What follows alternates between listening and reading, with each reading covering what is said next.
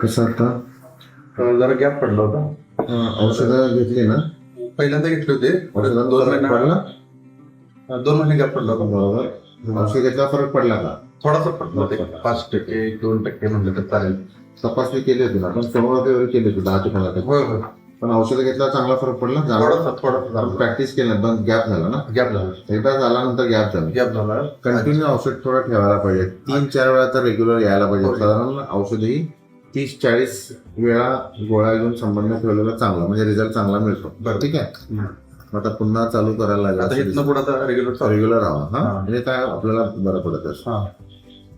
ठीक आहे, चालेल. मग औषध देतो मी. ते महत्वाच्या टायमाला थोडस बाहेर गेलो ना, हा, जास्त म्हणजे जास्त रिस्पॉन्स देत नाही. बरोबर.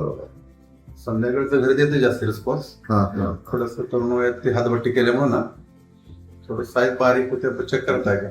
बारीक बघूया. पण हस्तमैथून केल्यानं वाईट नाही म्हणून सांगितलं तुम्हाला, सांगितलं की नाही व्हिडिओ? हस्तमैथून करणे हे आमच्या शास्त्रानुसार वाईट नाही. आता ज्यावेळी लग्न झालेलं नाही त्या व्यक्तीने काय करायला पाहिजे? मग लक्ष हस्तेची इच्छा झाली तर काय संबंध ठेवू शकत नाही, मग काय करू शकतो? पण मग हस्तमैथूनशिवाय पर्याय नाही आहे. त्याला काय म्हणतो मी? तर मग त्यामुळे आमच्या दृष्टीनं हस्तमैथून वाईट नाही, कारण हस्तमैथून केलं तर वीर्य बाहेर पडतं आणि संबंध ठेवलं तर वीर्य बाहेर पडतं. तर हार्ट आणि थायरॉइडच फरक आहे. थायरॉइडची गोळी चालू आहे 125 mg. आणि थायरॉइडचा इश्यू आहे तर थायरॉइडची गोळी चालू ठेवायची, त्याचं पण काही नाही आहे. कळलं? झोपा.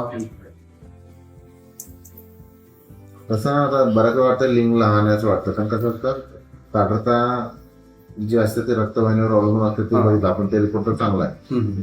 फक्त साईज मध्ये ना कुणाला छोटं वाटतं कुणाला मोठं वाटतं, पण युजली स्त्रीमध्ये योनीमध्ये जी संवेदना असते ते 1.5 ते 2 इंच असते.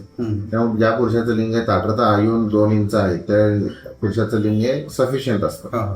कसे हाताची 5 बोटं काय सारखी नाही. त्यामुळं तसं बघितलं आता तुमचा जो साईज बघितला तर तो 2-2.5 इंचापेक्षा मोठा आहे. ताट झाल्यानंतर आणखी मोठं होतं. त्यामुळे घाबरायचं काही कारण नाही, ते लिंग हे योग्य. जास्त खालच्या गोट्याला खाली होते, थोड्या ढिले पडते. हा, आता प्रत्येक पुरुषामध्ये जे वृषण आहे त्याला स्फोटा म्हणतात, त्याला टेस्टिस म्हणतात, त्याला गावठी भाषेत गोटी म्हणतात. ते पण कमी जास्त लेवल त्याची असू शकते. त्यामुळे असं पण काही नाही की ते एकाच लेवलला पाहिजे, त्यामुळे तसा काही दोष नाही. कळलं? पण आम्ही जे सांगतो त्याच्यावर विश्वास ठेवला तर चांगला.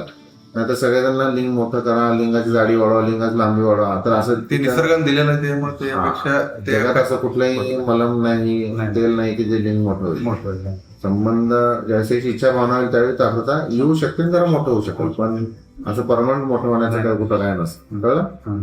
त्यामुळे आम्ही जे सांगतो त्याच्या विश्वास ठेवा, म्हणजे जेणेकरून आमच्याकडे यायची गरज नाही, कुठल्या दुसऱ्या डॉक्टरकडे पण जायची गरज नाही. आम्ही सांगतो त्याचा विश्वास ठेवा. ठीक आहे. औषध देतो का? आणि व्यवस्थित आम्ही जे सांगतो तसं प्लॅनिंग करा, वेट पण कमी झाले. एक्सरसाइज करा, व्यायाम करा. वेट कमी झालं ते चांगलं झालं, उलट ओव्हरवेट नको आपल्याला. हो.